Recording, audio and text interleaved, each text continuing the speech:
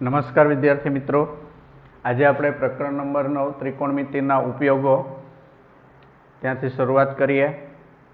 આની આગળનું પ્રકરણ આપણે ભણી ગયા હતા, પ્રકરણ નંબર 8 ત્રિકોણમિતિનો પરિચય.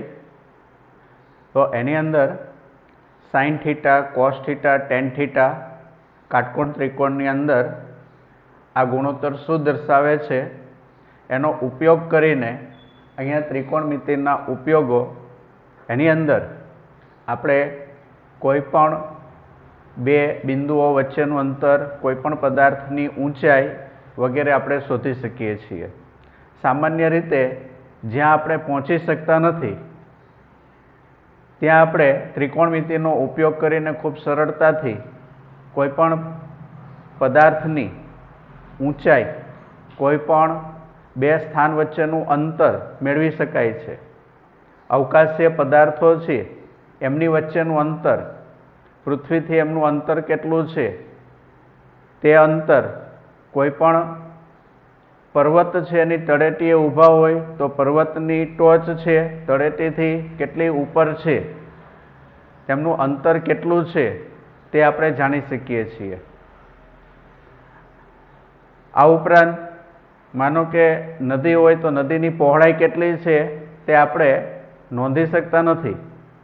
સામાન્ય રીતે મીટર ટેપ લઈને આપણે એને લંબાઈ પહોળાઈ કંઈ માપી શકતા નથી, પરંતુ ત્રિકોણમિતિનો ઉપયોગ કરીએ તો નદીની પહોળાઈ પણ સરળતાથી આપણે માપી શકીએ છીએ. આપણે કોઈ પણ બિલ્ડિંગ ઉપર ઊભા હોય અને રોડ ઉપરથી કોઈ પણ વાહન પસાર થતા હોય તો અમુક સમયમાં વાહન અમુક અંતર કાપી લે છે, તો એ અંતર કેટલું કાપે છે તો એ પણ આપણે આ ત્રિકોણમિતિની મદદથી જાણી શકાય છે. તો એના માટે ત્રિકોણમિતિની અંદર, ત્રિકોણમિતિના ઉપયોગની અંદર બે ખૂણાઓ વિશે જાણવું ખૂબ જરૂરી છે. એક છે અવક્ષેપ કોણ અને એક છે ઉત્ક્ષેપ કોણ. તો ઉત્ક્ષેપ કોણ એટલે શું, અવક્ષેપ કોણ એટલે શું, તો ધ્યાન આપો. સૌથી પહેલાં આપણે ઉત્ક્ષેપ કોણ વિશે જોઈએ.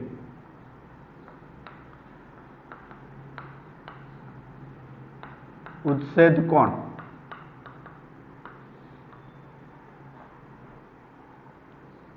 આ સમક્ષિતિજ રેખા છે.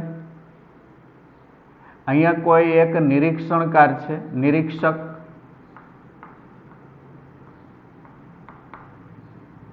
અને અહીંયા કોઈ એક વસ્તુ છે અથવા પદાર્થ છે.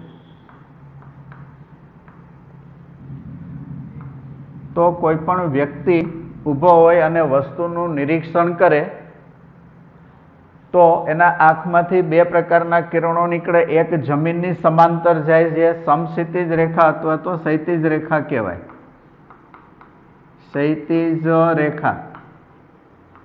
અને બીજું એક વસ્તુ તરફ જાય, વસ્તુ તરફ જાય તેને કહેવાય દ્રષ્ટિ કિરણ. તો આ જે કિરણ છે એ દ્રષ્ટિ કિરણ થશે. તો દ્રષ્ટિ કિરણ અને ક્ષૈતિજ રેખા વચ્ચે જે ખૂણો રચાય છે તે ખૂણાને ઉત્ક્ષેપ કોણ કહેવામાં આવે છે. જો નિરીક્ષણ હેઠળની વસ્તુ અથવા પદાર્થ સમક્ષિતિજ રેખાથી ઉપર હોય અથવા ક્ષૈતિજ રેખાથી ઉપર હોય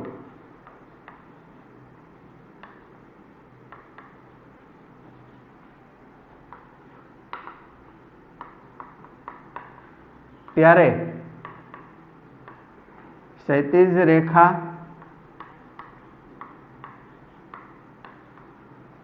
અને દ્રષ્ટિ કિરણ વચ્ચે રચાતા ખૂણાને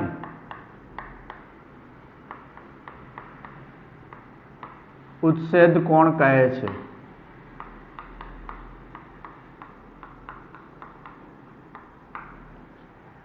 એટલે આ ઓબ્ઝર્વર છે, નિરીક્ષણકાર છે, આ નિરીક્ષણ બિંદુ છે. અહીંથી વસ્તુને જોવામાં આવે તો નીચેથી ઉપરની તરફ જોવું પડે.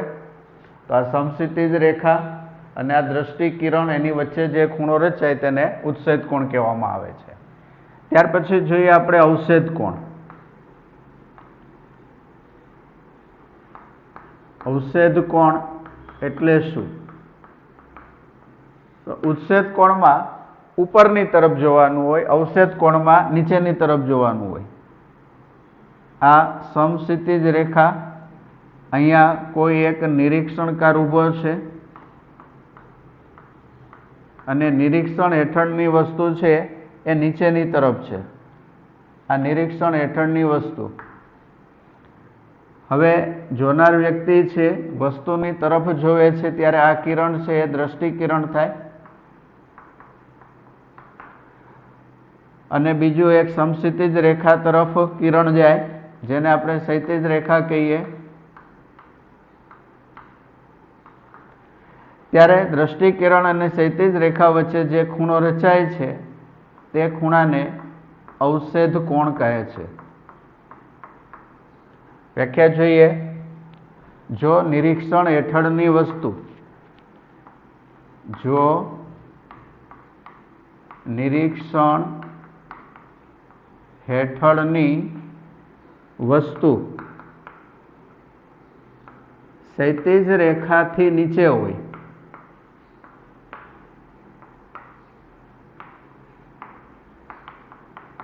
ત્યારે દ્રષ્ટિ કિરણ અને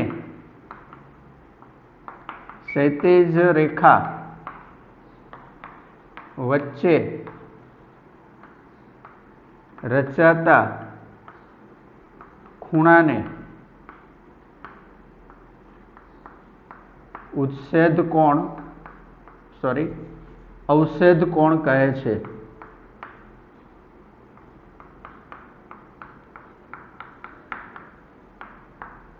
તો આમ અવક્ષેદ કોણ અને ઉચ્છેદ કોણ જાણવાથી કોઈ પણ વસ્તુની ઊંચાઈ અથવા બે વસ્તુઓ વચ્ચેનું અંતર મેળવી શકાય છે. અવક્ષેદ કોણમાં આપણે ઉપરની તરફ જોવાનું હોય અને અવક્ષેદ કોણમાં નીચેની તરફ જોવાનું હોય. ઉપરની તરફ જોઈએ ત્યારે ખૂણો નીચેની તરફ બને અને નીચેની તરફ જોઈએ ત્યારે ખૂણો ઉપરની તરફ બને. તો આ બે બાબતોનો ઉપયોગ કરીને આપણે ત્રિકોણમિતિના ઉપયોગો મેળવીએ. સિમ્પલ જોઈએ આપણે. ચોપડીનું ઉદાહરણનો એક દાખલો છે. જમીન પર એક ટાવર શિરોલંબ સ્થિતિમાં છે. તેના પાયાથી 15 મીટર દૂર રહેલા જમીન પરના બિંદુથી ટાવરની ટોચના ઉચ્છેદ કોણનું માપ 60 અંશ છે. તો ટાવરની ઊંચાઈ શોધો. હવે જે વર્ણન આપેલું હોય તે પ્રમાણે એક આકૃતિ દોરીએ. આકૃતિમાં ટાવર, જમીન, કોઈ વસ્તુ એને આબેહૂબ દોરવાની જરૂર નથી, રેખાચિત્રથી જ દર્શાવવાનું છે. આપણે આમ AB ઊભી લંબાઈ જે છે એ આપણે ટાવર દર્શાવે છે. BC છે જમીન પરનું આ બિંદુ છે, ટાવરના પાયાથી જમીન પરના બિંદુ સુધીનું આ અંતર બતાવે છે. તમને એમ કીધું છે કે જમીન પરના બિંદુથી ટાવરની ટોચનો ઉચ્છેદ કોણ 60નો થાય છે.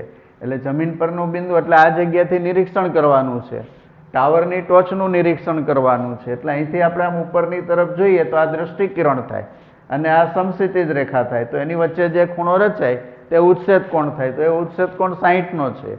તો ટાવરની ઊંચાઈ શોધો એટલે AB આપણે શોધવાના છે. તો જુઓ, પહેલાં તો વર્ણન આપણે બતાવી દેવાનું આકૃતિમાં જેનો ઉલ્લેખ કરેલો છે તે. તો AB શું દર્શાવે છે? તો AB ટાવરની ઊંચાઈ દર્શાવે છે. અને એ ઊંચાઈ આપણે h ધારી લઈએ અને એ h આપણે શોધવાના છે. BC શું દર્શાવે છે? તો ટાવરના પાયાથી જમીન પરના બિંદુ સુધીનું અંતર. ટાવરના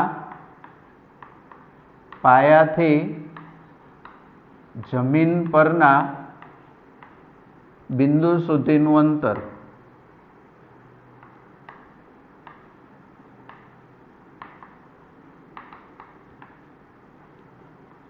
અથવા તો નિરીક્ષણ બિંદુ સુધીનું અંતર. આ અંતર 15 મીટર આપી દીધું છે આપણને. ત્યાર પછી ખૂણો ACB શું દર્શાવે છે? તો નિરીક્ષણ બિંદુથી ટાવરની ટોચનો ઉચ્છેદ કોણ. નિરીક્ષણ બિંદુથી ટાવરની ટોચનો ઉચ્છેદ કોણ અને ઉચ્છેદ કોણનું માપ આપી દીધું છે 60. તો અહીંયા ત્રિકોણ ABC માં ખૂણો B કાટખૂણો થશે અને કાટખૂણો થતો હોય એટલે પાયથાગોરસનો આપણે ઉપયોગ કરી શકીએ. અહીંયા પાયથાગોરસનો ઉપયોગ કરવા માટે કાટકોણ ત્રિકોણ માટે ત્રિકોણમિતિનો ઉપયોગ કરી શકીએ. તો ત્રિકોણમિતિનો ઉપયોગ કરવા માટે તમને ત્રિકોણની અંદર જે ખૂણો આપેલો છે એ ખૂણા માટે શોધવાનું છે એ શું છે અને આપેલું છે એ શું છે. તો શોધવાનું છે એ સામેની બાજુ છે અને આપેલું છે એ પાસેની બાજુ છે. તો સામેની બાજુ અને પાસેની બાજુને સાંકળતું સૂત્ર sin cos tan માં કયું છે? તો tan નું સૂત્ર છે. તો tan 60 લેવાના. તો tan 60 એટલે સામેની બાજુ છેદમાં પાસેની બાજુ. સામેની બાજુ AB, પાસેની બાજુ BC.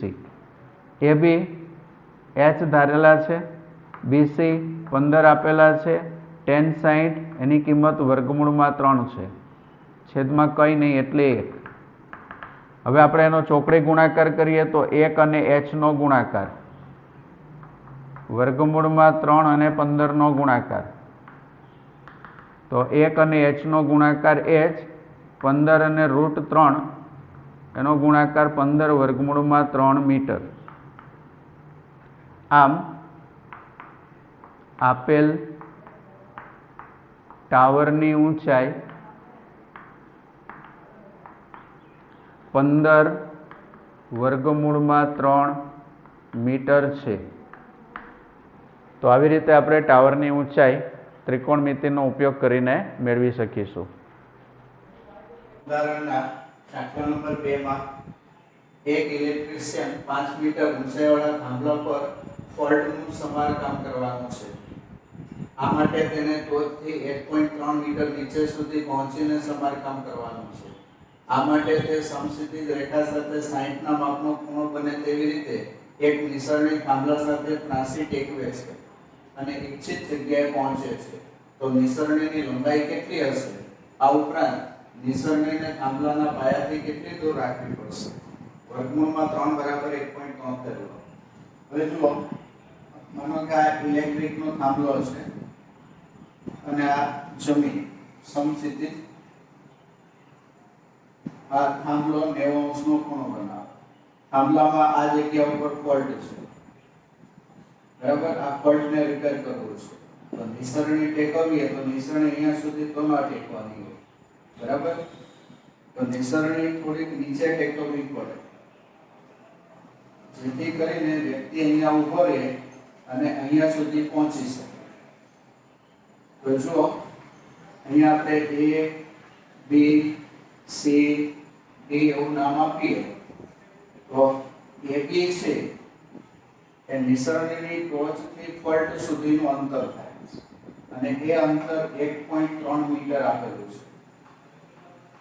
બરાબર. થાંભલાની ટોચથી 1.3 મીટર નીચે ઉતરીને એટલે અહીંયાથી સમારકામ કરવાનું છે.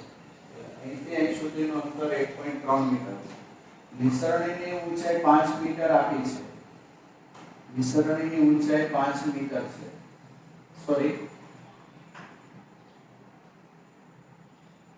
આ ઇલેક્ટ્રિકનો જે થાંભલો છે, થાંભલો 5 મીટર છે. 5 મીટર ઊંચાઈવાળા થાંભલા ઉપર ફોલ્ટ છે એટલે ટોટલ ઊંચાઈ 5 મીટર છે. તેમાંથી આ 1.3 બાદ કરી નાખો તો B થી C નું અંતર થશે 3.7 મીટર.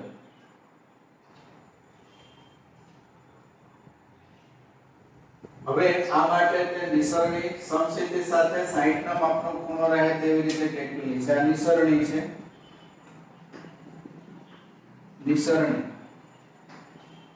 જમીન સાથે 60 ના માપનો ખૂણો બને એવી રીતે આ નિસરણી ટેકવેલી છે.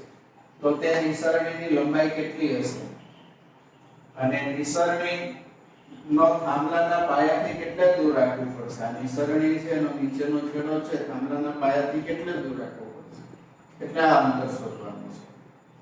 હવે વિગત આપણે એની અંદર લખીએ તો જુઓ AC બરાબર ઇલેક્ટ્રિકના થાંભલાની ઊંચાઈ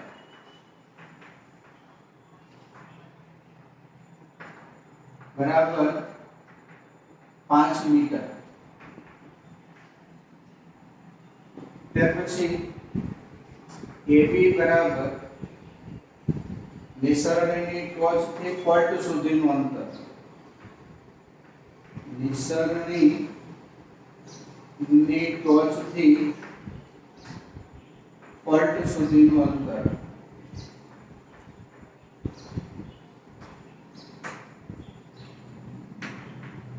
અને એ અંતર 1.3 મીટર. તો BC બરાબર ઇલેક્ટ્રિકના થાંભલામાં નિસરણીની ટોચ સુધીનું અંતર. ઇલેક્ટ્રિકના થાંભલાનું નિસરણીના ટોચ સુધીનું અંતર.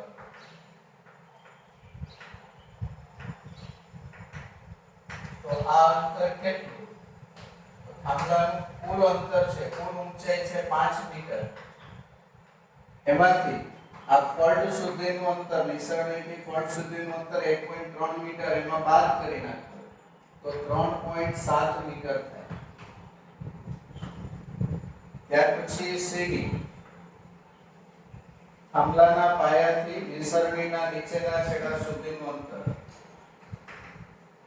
થાંભલાના પાયાથી નિસરણીના નીચેના છેડા સુધીનું અંતર.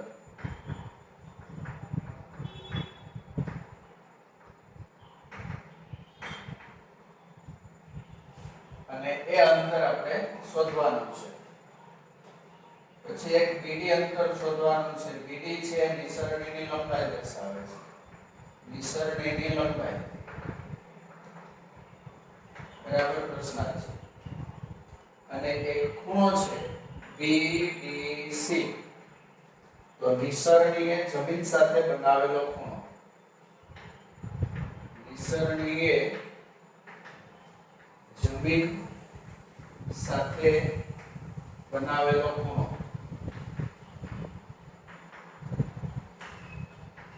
બરાબર 60. તો ત્રિકોણ BCD લઈએ જેમાં ખૂણો C કાટખૂણો છે. ત્રિકોણ BCD માં ખૂણો C કાટખૂણો છે અને એમાં 60 નો ખૂણો છે. આપેલું છે સામેની બાજુ છે, શોધવાનું છે પાછળની બાજુ. તો સામેની બાજુ પાછળની બાજુ એટલે tan લેવા પડે અને 60 નો ખૂણો છે એટલે tan 60. સામેની બાજુ BC, પાછળની બાજુ CD. BC છેદમાં CD.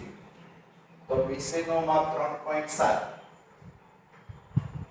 CD એમને રહેવા દઈએ અને વર્ગમૂળમાં 3 છેદમાં કંઈ નહીં એટલે 1. ચોકડી ગુણાકાર કરીએ તો વર્ગમૂળમાં 3 ગુણ્યા CD અને 1 ગુણ્યા 3.7. તો CD બરાબર 1 નો 3.7 સાથેનો ગુણાકાર 3.7 અને √3. છેદમાં અસમય સંખ્યા આવે તો છેદનું સમયીકરણ કરવાનું. તો સમયીકરણ કરવા માટે ઉપર નીચે √3 ગુણવાના. તો 3.7 છે એની સાથે √3 ગુણવાના અને નીચે √3 છે એની સાથે પણ √3 ગુણવાના. તો ઉપર 3.7 અને √3 ની કિંમત રકમમાં 1.73 આપી છે તે લેવાની. છેદમાં √3 અને √3 નો ગુણાકાર 3 થશે. 173 ગુણ્યા 37 કરી નાખો તો 173 ગુણ્યા 37 0 3 ગુણ્યા 3 9 17 તેરી 51 7 તેરી 21 નો 1 વધી પડ્યું 2 17 સત્તા 119 ને 2 121 9 ને 10 ગુણ વધી પડી 1 3 ને કુલ 4 અને આ 6 હવે 2 પોઈન્ટ આના 1 પોઈન્ટ આનો એટલે કુલ 3 પોઈન્ટ આપવાના બરાબર 1 પોઈન્ટ આ અને 2 પોઈન્ટ આ એટલે 3 પોઈન્ટ આપો એટલે 6.401 થાય એને ભાગ્યા 3 કરવાના તો 6.401 ભાગ્યા 3 કરીએ તો 3 દુ 6 6 માં 6 બાદ કરો તો 0 ઉપરથી 4 ઉતારીએ એટલે અહીંયા પોઈન્ટ આવશે 3 એકા 3 એક વિધો ઉપરથી 0 ઉતારીએ 3 તેરી 9 એક વિધો ઉપરથી 1 ઉતારીએ 3 તેરી 9 એક વિધો આગળ 3 3 તમે માવા રાખશે છેલ્લો અંક છે આ કાઢી નાખીએ જે 5 થી નાનો છે એટલે 2.13 CD બરાબર 2.13 મીટર થશે તો નિસરણીને ઇલેક્ટ્રિકના થાંભલાના પાયાથી 2.13 મીટર દૂર રાખવો પડશે હવે આપણે નિસરણીની લંબાઈ શોધવી છે તો આ ખૂણા માટે આપેલું છે સામેની બાજુ છે શોધવાનું છે કર્ણ છે સામેની બાજુ અને કર્ણને સાંકળતું સૂત્ર sin છે તો sin લેવાના તો sin બરાબર સામેની બાજુ એટલે કે BC અને કર્ણ એટલે BD તો BC નું માપ 3.7 BD નું માપ શોધવાનું છે અને sin ની કિંમત વર્ગમૂળમાં 3/2 વિશિષ્ટ ખૂણાઓ માટેનું જે કોષ્ટક છે એ ખૂણામાં કોષ્ટકમાં કિંમત જુઓ sin ની કિંમત √3/2 છે ચોકડી ગુણાકાર કરીએ તો વર્ગમૂળમાં 3 ગુણ્યા BD અને 2 ગુણ્યા 3.7 તો BD બરાબર 2 ગુણ્યા 3.7 છેદમાં √3 તો 3.7 છેદમાં √3 એનું હમણાં જ આપણે કર્યું 3.7 છેદમાં √3 અંતિમ જવાબ એનો 2.13 છે તો આ પદનો જવાબ 2.13 છે તો 4.26 થશે BD બરાબર 4.26 મીટર તો આ રીતે આપણને પૂછેલા બંને પ્રશ્નોના જવાબ મળી જાય છે આમ નંબર 1 પહેલો પ્રશ્ન પૂછેલો છે નિસરણીની લંબાઈ કેટલી નંબર 1 નિસરણીની લંબાઈ 4.26 મીટર છે બીજો પ્રશ્ન નિસરણીને થાંભલાના પાયાથી કેટલી દૂર રાખવી પડશે તો નિસરણીને થાંભલાના પાયાથી બરાબર આ અંતર CD છે CD શોધ્યું છે નિસરણીને થાંભલાના પાયાથી 2.13 મીટર દૂર રાખવી પડશે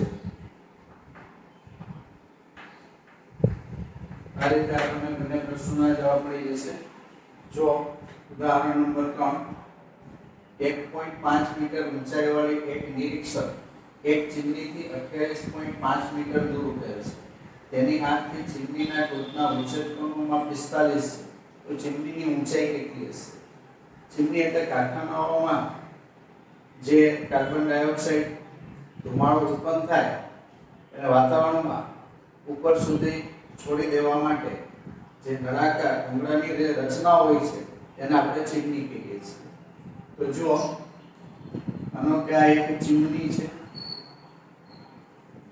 આ સમક્ષિતિજ જમીન છે જમીન ઉપર એક નિરીક્ષક ઉભેલ છે જે નિરીક્ષકની ઊંચાઈ 1.5 મીટર છે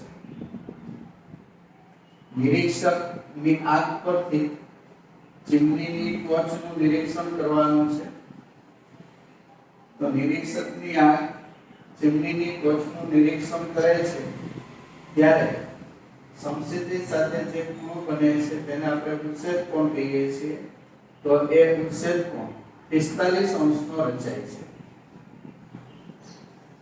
આ નિરીક્ષક 1.5 મીટર ઊંચાઈ 1.5 મીટર ઊંચાઈ વાળી એક નિરીક્ષક છે આ જે ચીમનીથી 28.5 મીટર દૂર ઉભેલ છે. આ ચીમની છે બરાબર.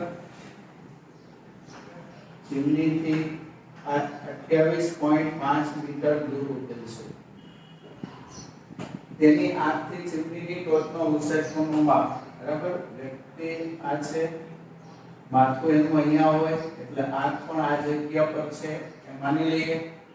તો આ બિંદુથી એટલે કે તેની આંખથી ચીમનીની ટોચનું નિરીક્ષણ કરે ત્યારે ઉત્સેચ કોણ 45 નો બને. એટલે આ દ્રષ્ટિ કિરણ થાય. આંખમાંથી નીકળતું જમીનની સમાંતર જે કિરણ હોય જેને ક્ષૈતિજ રેખા કહીએ તેમની વચ્ચેનો ખૂણો 45 નો બને છે. એટલે કે ઉત્સેચ કોણ 45 છે. ચીમનીની ઊંચાઈ કેટલી? તો અહીંથી અહીં સુધી ટોટલ ઊંચાઈ એ ચીમનીની ઊંચાઈ થશે જે આપણે શોધવાની છે. આ આખી ઊંચાઈ આપણે શોધવાની છે. તો આપણે A B C D E એવું નામ આપી દઈએ. અહીંયા ખૂણો B કાટખૂણો થશે, ખૂણો C કાટખૂણો થશે, ખૂણો D કાટખૂણો થશે. એટલે આ બાજુનો ખૂણો છે B કાટખૂણો થાય. ત્રણ ખૂણા કાટખૂણો હોય એટલે ચોથો ખૂણો B કાટખૂણો થાય. એટલે કે આ લંબચોરસ થઈ જશે. લંબચોરસનો સામસામેની બાજુના માપ સરખા હોય. ED 1.5 છે માટે BC છે એ પણ 1.5 મીટર થશે. CD 28.5 મીટર છે એટલે BE છે એ પણ 28.5 મીટર થશે. ચીમનીની ઊંચાઈ શોધવા માટે આ ઊંચાઈ 1.5 આપણને ખબર છે, આ ઊંચાઈ ખબર નથી જે આપણે શોધવાની. એટલે આ BC છે AB છે એ આપણે શોધી કાઢવાનું અને એમાં BC પ્લસ કરી નાખો તો થઈ જશે. હવે આપણે વિગતોને નોંધ કરીએ તો AC તો ચીમનીની ઊંચાઈ છે. AC બરાબર ચીમનીની ઊંચાઈ જે આપણે શોધવાની છે. ત્યાર પછી આપણે આ ED છે એ નિરીક્ષકની ઊંચાઈ છે. ED નિરીક્ષકની ઊંચાઈ બરાબર 1.5 મીટર છે.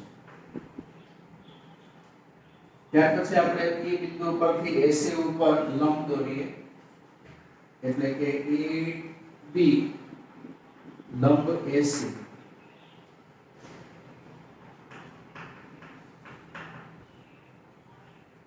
તો BC અને ED બંને સમાન થશે 1.5 મીટર. તેમજ BE અને CD એ પણ સમાન થશે પણ CD શું છે એની નોંધ કરીએ તો CD બરાબર ચીમનીના પાયાથી નિરીક્ષક સુધીનું અંતર અને આ અંતર છે 28.5 મીટર માટે BE બરાબર પણ 28.5 મીટર.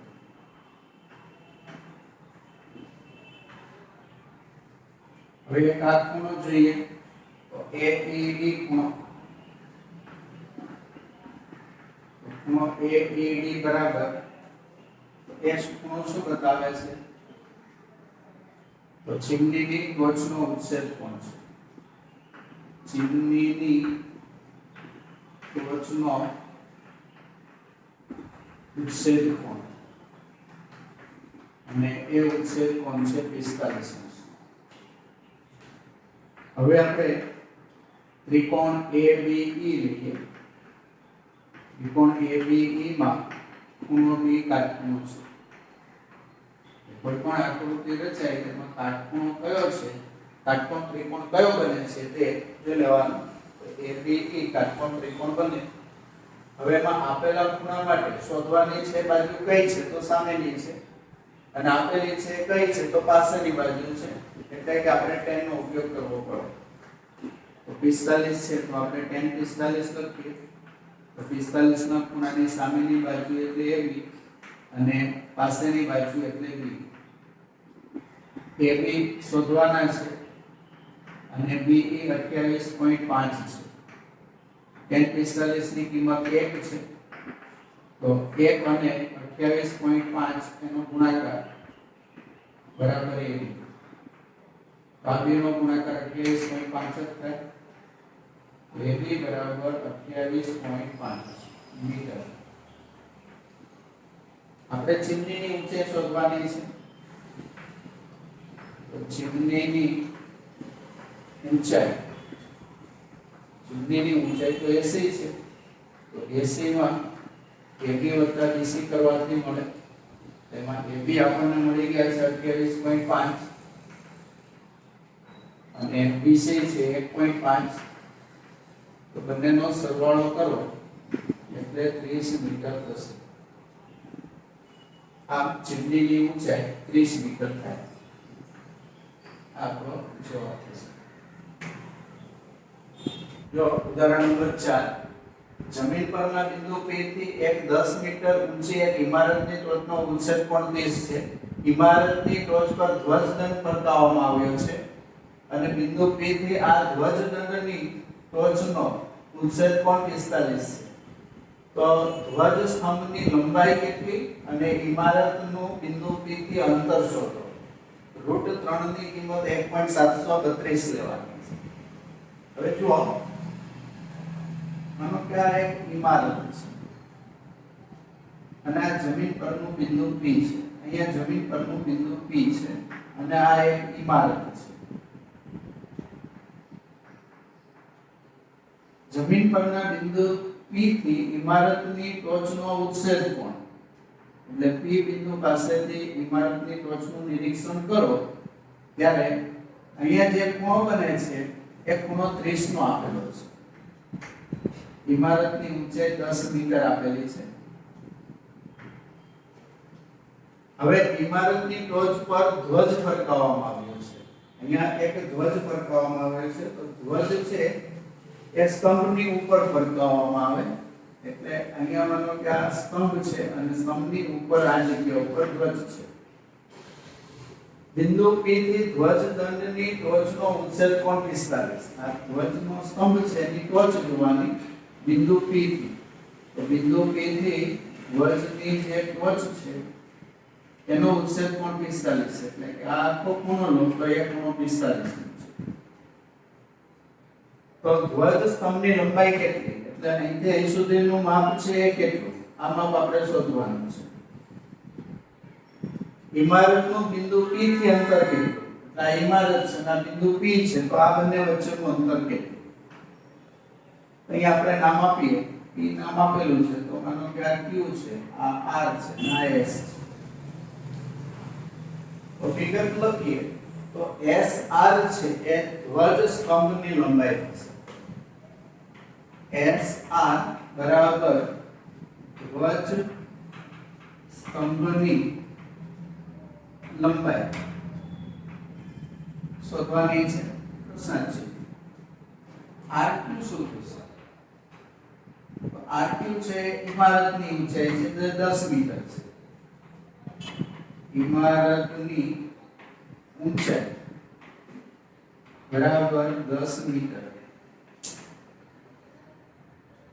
પછી QP શું છે તો QP એ ઇમારતથી જમીન પરના બિંદુ P સુધીનું અંતર ઇમારતના પાયાથી જમીન પરના બિંદુ P સુધીનું અંતર અને આ અંતર કેટલું છે તો એ 10 મીટર છે સોરી શોધવાનું છે ત્યાર પછી ખૂણો જોઈએ તો RPQ ખૂણો RPQ ખૂણો એ ખૂણો શું દર્શાવે છે? તો બિંદુ P થી ઇમારતની ટોચનો ઉત્સેદ કોણ. બિંદુ P થી ઇમારતની ટોચનો ઉત્સેદ કોણ અને એક ઉત્સેદ કોણ છે 30°. ત્યાર પછી SPQ એ બિંદુ P થી ધ્વજ સ્તંભની ટોચનો ઉત્સેદ કોણ છે. SPQ બિંદુ P થી ધ્વજ સ્તંભની ટોચનો ઉત્સેદ કોણ છે અને એ ઉત્સેદ કોણ છે 45. હવે વારાફરતી એમાં બે કાટકોણ ત્રિકોણ બને છે. એક RQP છે અને એક SRP છે. તો બંનેનો વારાફરતી ઉપયોગ કરી કોઈ બી એક કાટકોણ ત્રિકોણ પહેલા લઈએ તો RQP માં ખૂણો Q કાટકોણ છે. હવે એક જ આકૃતિમાં બે કાટકોણ ત્રિકોણ આવતા હોય તો મોટા ભાગે એમાં tan નો ઉપયોગ થતો હોય છે. RPQ ત્રિકોણ છે એમાં 30 નો ખૂણો લઈએ તો એની સામેની બાજુ RQ આવે અને પાછળની બાજુ QP. સામેની બાજુ છેદમાં પાછળની બાજુ એટલે tan આવશે. એટલે tan 30 બરાબર સામેની બાજુ એટલે RQ પાછળની બાજુ એટલે QP.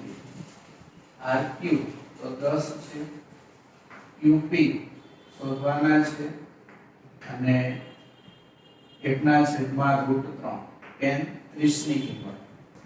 ચોકડી ગુણાકાર કરો તો 1 અને QP નો ગુણાકાર અને √3 અને 10 નો ગુણાકાર. QP અને 1 નો ગુણાકાર QP √3 ની કિંમત 1.732 રકમમાં આપી છે તેને ગુણ્યા 10. તો 10 અહીંયા ગુણો તો 17.32 થઈ જશે. 1 પોઈન્ટ જમણી બાજુ ખસી જવાનો ગુણાકાર હોય ત્યારે 17.32 મીટર થાય. QP એટલે શું મળ્યું? બિંદુ P નું ઇમારતના પાયાથી અંતર. એક જવાબ મળી ગયો. ઇમારતનું બિંદુ P થી અંતર શોધો તે મળી ગયો. હવે ધ્વજ દંડની લંબાઈ શોધવાની છે. તો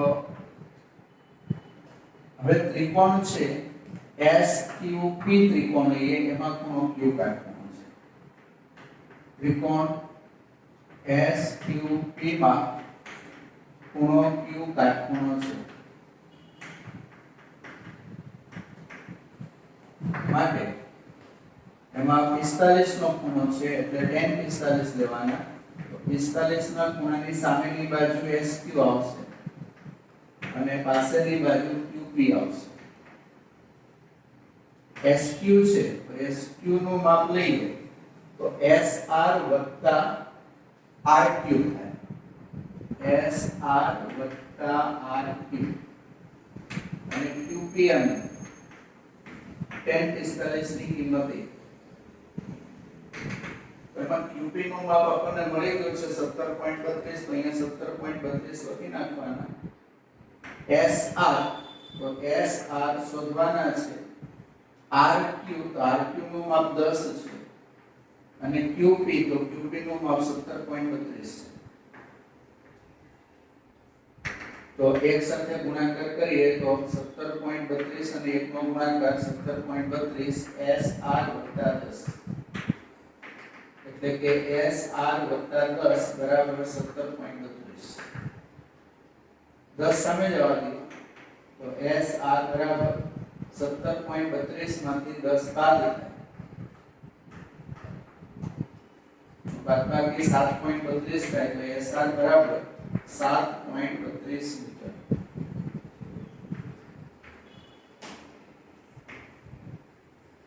તો આ રીતે આપણને બંને જવાબ મળી જશે. ધ્વજ સ્તંભની લંબાઈ તો નંબર 1 જવાબ અંતમાં ફરીથી લખવાનો કે ધ્વજ સ્તંભની લંબાઈ 7.32 મીટર છે. નંબર 2, ઇમારતનું બિંદુ P થી અંતર 17.32 મીટર છે. આ રીતે આ બંને અંતરો મળી જશે.